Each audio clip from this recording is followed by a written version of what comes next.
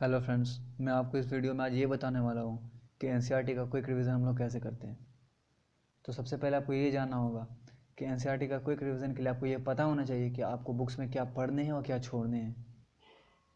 क्योंकि आपका कॉन्सेप्ट तो एक बार ही बनता है जब आप पहली बार चैप्टर पढ़ रहे हो, वो इंटरेस्टिंग होता है। लेकिन बार बार आप जब चैप्टर पढ़ रहे हो तो आपको उन पॉइंट्स पर फोकस करना होता है जो आपके लिए इंपॉर्टेंट है, जो आपके एग्ज़ाम में आ रहा है। तो जैसे मैं एग्जांपल देके बता रहा हूँ, आप देखिए फर्स्ट पैराग्राफ में इसमें इंपॉर्टेंट क्या है। इसमें इंपॉर्टेंट बस यही है कि फूड हम लोग क्यों लेते हैं, क्योंकि वो हम लोग को एनर्जी प्रोवाइड करता है। फूड्स का मेजर कंपोनेंट क्या होता है, वो कार्बोहाइड्रेट है, प्रोटीन है, फैट्स है और स्मॉल अमाउंट में विटामिन एंड मिनरल्स है। ठीक है। फिर हम लोग ये देखते हैं कि डाइजेशन क्या होता है। तो कॉम्प्लेक्स को सिंपल वंस में कन्वर्ट करना डाइजेशन है।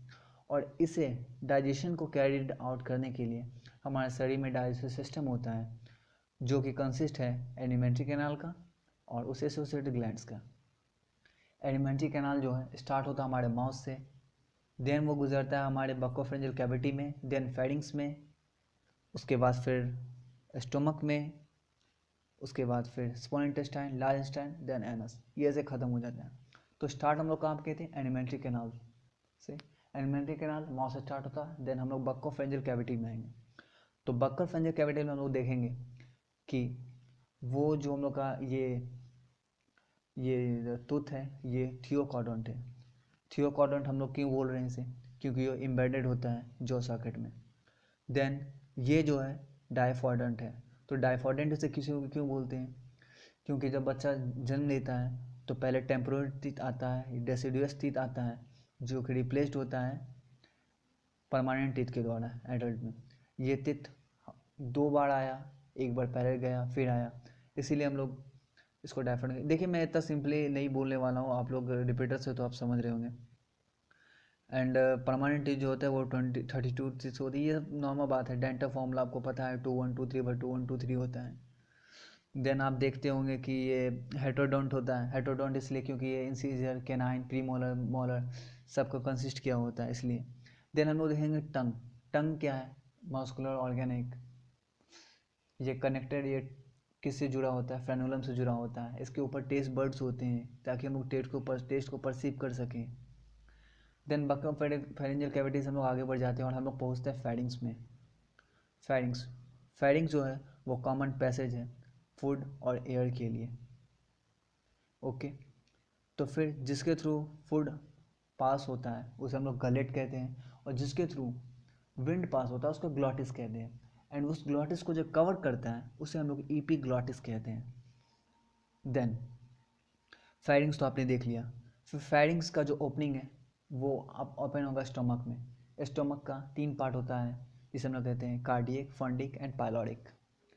एंड पाइलोरिक के थ्रू जो ओपनिंग इंटेस्टाइन में इंटर करता है उस और इंटर करता है वो डिडोनम पार्ट में। एंड डिडोनम पार्ट और पाइलोरिक के बीच में जो इंस्फिक्टर होता है उसे हम लोग पाइलोरिक इंस्फिक्टर कहते हैं, डिडोनम। ओके। एंड स्मॉल इंटेस्टाइन का 3 पार्ट होता है, जिसे हम लोग कहते हैं duodenum, jejunum and ileum. Duodenum U shaped होता है या फिर सी सेपेड उसको कह सकते हैं, क्योंकि सी को घुमाए तो यू दिखेगा, यू को घुमाए तो सी दिखेगा, इसमें कोई बड़ा मैटर नहीं, not a big deal. Then small intestine open होगा लार्ज इंटेस्टाइन में। लार्ज इंटेस्टाइन 3 पार्ट में बटा होगा, जिसे हम लोग कहेंगे caecum, colon and rectum.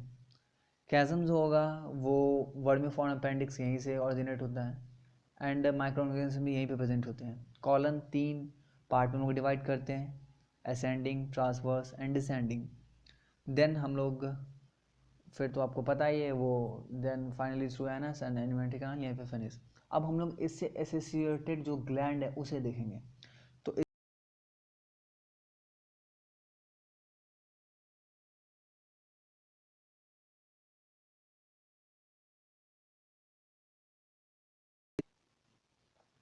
Now हम लोग बात करेंगे लेयर्स ऑफ एलिमेंट्री कैनाल के, जो कि मेनली 4 लेयर्स का बना होता है। इनर मोस्ट को हम लोग ल्यूमेन कहते हैं। ल्यूमेन के बाद ल्यूमेन जो होता है उस पर जो लेयर होता है उसको हम म्यूकोसा कहते हैं, जो कि इनर मोस्ट लेयर है। उसके ऊपर जो होता है वो सबम्यूकोसा होता है, उसके ऊपर मस्कुलरिस होता है एंड सीरोसा होता है। सीरोसा आउटरमोस्ट होता है, मस्कुलरिस सीरोसा जो बना होता है वो कनेक्टिव टिश्यू का बना होता है, मेसोथीलियम जो कि इपिथीलियम होता है वेस्ट्रल ऑर्गन का, एंड मस्कुलरिस जो होता है वो स्मूथ मसल्स का बना होता है। सबम्यूकोसा लूक्स कनेक्टिव टिश्यू का बना होता है, एंड म्यूकोसा जो होता है वो इपिथेलियल सेल्स का बना होता है। एंड मेनली ये सब जो होते हैं, तो इसमें से मेन फंक्शन जो होता है वो होता है म्यूकोसा का एंड सब म्यूकोसा का। ओके, क्योंकि यहाँ पे ग्लैंड्स प्रेजेंट होते हैं। जैसे सब म्यूकोसा में आप देखेंगे तो वहाँ पे ब्रूनस ग्लैंड प्रेजेंट होते हैं। ओके, उसके बाद जैसे हम म्यूकोसा की बात करेंगे तो ये वेलाई को फॉर्म करता है, ये इंटेस्टाइन को फॉर्म करता है, ठीक है। उसके बाद ये जीआईटी के ल्यूमन को लाइन करता है। उसके बाद ये स्टोमक में जो रग प्रेजेंट होते हैं, इरेगुलर फॉल्ट्स प्रेजेंट होते हैं, वो म्यूकोसा का ही होता है। गॉबलेट सेल्स भी म्यूकोसा में प्रेजेंट होते हैं जो कि म्यूकस प्रोवाइड करते हैं।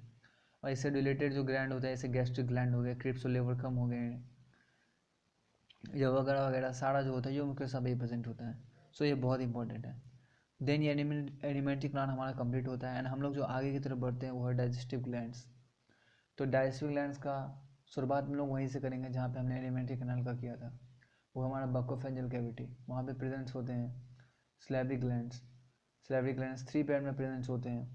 पहले पेयर को कहते हैं हम लोग पैरोटिड, पैरोटिड जो कि चिक्स होते हैं। सब मैक्सिलरी और सब मैंडिबुलर वो लोअर जो में प्रेजेंट होते हैं, एंड सब लिंगुअल टंग के नीचे प्रेजेंट होते हैं। ओके, ना हम लोग बात करेंगे जो नेक्स्ट ग्लैंड है वो है लीवर। लीवर करीब 1.2 to 1.5 kg का वेट होता है। ये एब्डोमिनल कैविटी में प्रेजेंट होता है। ये 2 लोब्यूल्स का बना होता है, और ये जो लोब्यूल्स होते हैं हेपेटिक लोब्यूल्स, ये फंक्शन एंड स्ट्रक्चर यूनिट है लीवर का। और ये जो कवर्ड होते हैं ग्लिसम्स कैप्सूल से, ये थिन कनेक्टिव टिश्यू होता है। लीवर का काम होता है बाइल को सिक्रेट करना, बाइल सिक्रेट करते हैं लीवर, जिसको लीवर मतलब हेपेटिक या फिर हेपेटिक सेल्स के थ्रू जो बाइल सिक्रेट होते हैं वो गॉल ब्लैडर में जाके स्टोर होते हैं। देन हम लोग देखेंगे कि कॉमन बाइल डक्ट क्या होता है। तो एक डक्ट जो गॉल ब्लैडर से निकलता है इसे सिस्टिक डक्ट कहते हैं, और एक डक्ट हेपेटिक डक्ट जो कि लीवर से निकलता है। ये दोनों का कॉम्बिनेशन को हम लोग कॉमन बाइल डक्ट कहते हैं। एंड हम लोग फिर देखेंगे हेपेटो पैंक्रियाटिक डक्ट किसे कहते हैं। तो जो ये कॉमन बाइल डक्ट हुआ और प्लस पैंक्रियाज से जो डक्ट आ रहा है, उस दोनों के कॉम्बिनेशन को हम लोग हेपेटो पैंक्रियाटिक डक्ट कहते हैं, जो कि ओपन होता है ड्यूडेनम में। और ड्यूडेनम में इसके ओपनिंग को गार्ड किया जाता है एक इंस्पेक्टर के द्वारा, जिसे हम लोग कहते हैं sphincter of Oddi. Then liver आपका कंप्लीट होता है, देन हम लोग बढ़ेंगे पेंक्रियाज की ओर। पेंक्रियाज जो होते हैं वो उसमें एक्सोक्राइन एंडोक्राइन पार्ट दोनों होते हैं। एक्सोक्राइन पार्ट का काम अलग है, एंडोक्राइन का अलग का काम है। एक्सोक्राइन जैसे अल्कलाइन पैंक्रियाटिक जूस को जो कि एंजाइम कंटेन करता है उसे सिक्रेट करेगा, और एंडोक्राइन जो है वो हार्मोन सिक्रेट करेगा, जैसे इंसुलिन हो गया, ग्लूकागोन हो गया, वगैरह वगैरह, ये सब इनका काम है। पेंक्रियाज प्रेजेंट कहाँ होते हैं, ड्यूडेनम के नीचे प्रेजेंट होते हैं। ओके, आप यहाँ से थ्योरी पढ़ लीजिए, ये देख लीजिए। एंड देन आज इतना ही रखते हैं, नेक्स्ट वीडियो में हम लोग digestion of food, absorption of food and digestive disorder को पढ़ेंगे। ओके, तब तक के लिए बाय, थैंक यू।